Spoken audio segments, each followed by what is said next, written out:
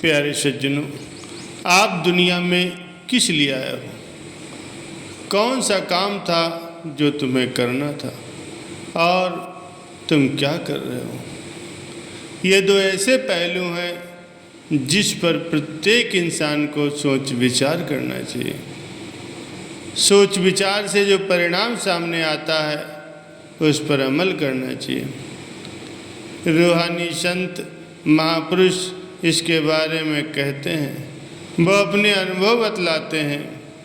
सभी पीर फकीरों महापुरुषों का एक ही अनुभव है, चाहे वो किसी भी धर्म से संबंध क्यों न रखते हों। उन्होंने बिल्कुल स्पष्ट कहा है कि इंसान का करने वाला कार्य, पहला फर्ज, उसका पहला उद्देश्य अगर कोई है तो वो है आत्मा को आवागमन के चक्कर से आज़ाद करना। महापुरुष फरमाते हैं कि किस लिए दुनिया में आया, समझा नहीं इस राज को, लग गया रोजी की फिक्र में, भूल गया असली बात को। छोड़ दे तू फिक्र अपनी, जिक्र कर भगवान का, फिक्र तेरी आप करेगा जिसने जामा दिया इंसान का। बंदगी मालिक की करना असली तेरा काम था, गैर ख्यालों को हटाकर दिल में बसाना प्रभु नाम था। चेत जा और जाग जा, है जिंदगी दो चार दिन, कर ले नाम और भक्ति की कमाई, जिससे समझ जाए तेरा जीवन। प्यारे सज्जनों, इस संसार में रहते हुए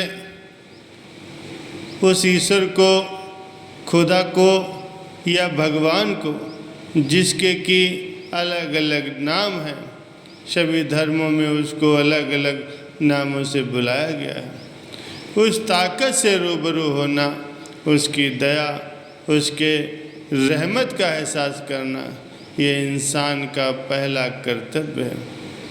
84 लाख शरीर जिसमें कि वनस्पतियाँ हैं, कीड़े मकोड़े, पक्षी, जानवर और इंसान भी हैं, ये सभी 84 लाख शरीर हैं।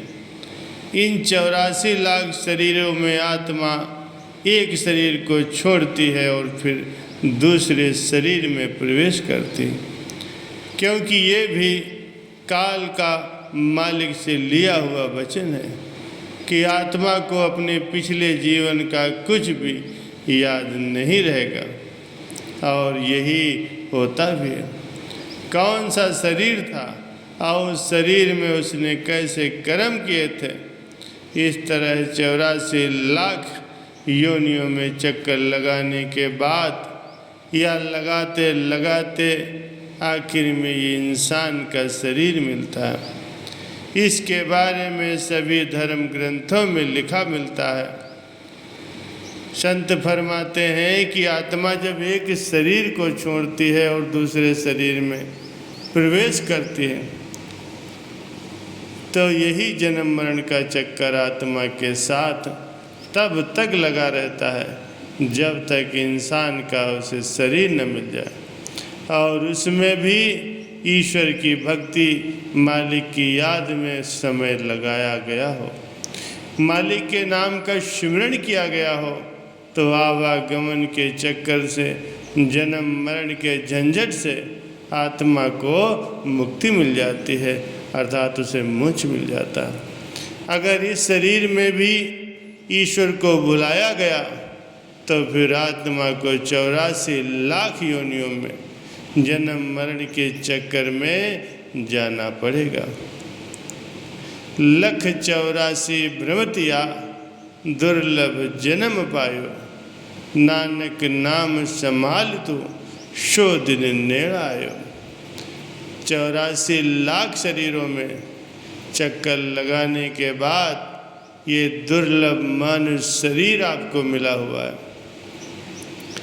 नानक नाम संभाल तू शो दिन नेड़ा आयो।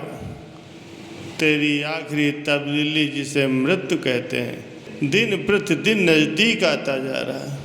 वो दिन कब आएगा, किस जगह पे आएगा, किस रूप में आएगा ये किसी को भी पता नहीं है।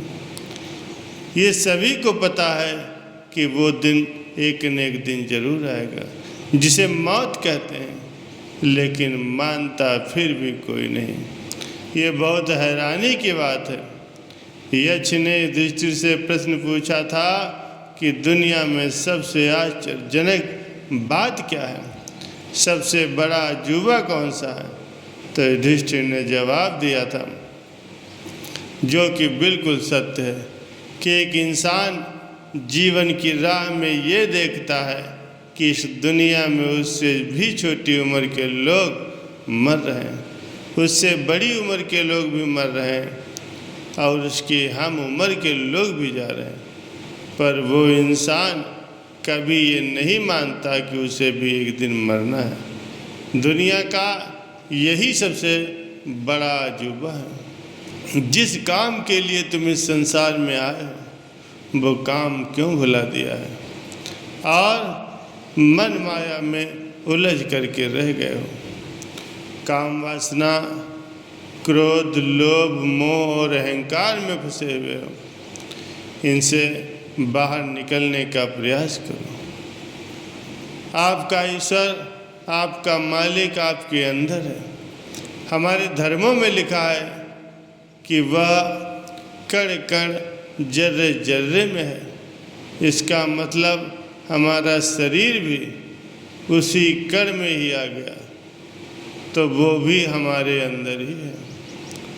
हमारे अंदर उसकी आवाज़ चल रही है। ये वास्तव में सुनी हुई, देखी हुई, महसूस की हुई बात है।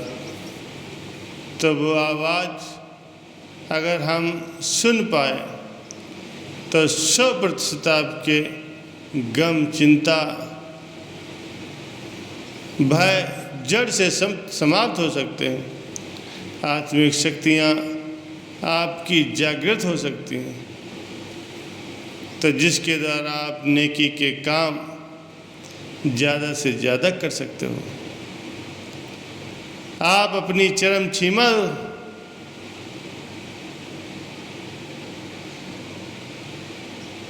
नेक भलाई में आप अपनी चरम सीमा को छू करके भगवान की दया, मेहर, उनके दर्शन, दीदार कर सकते हो।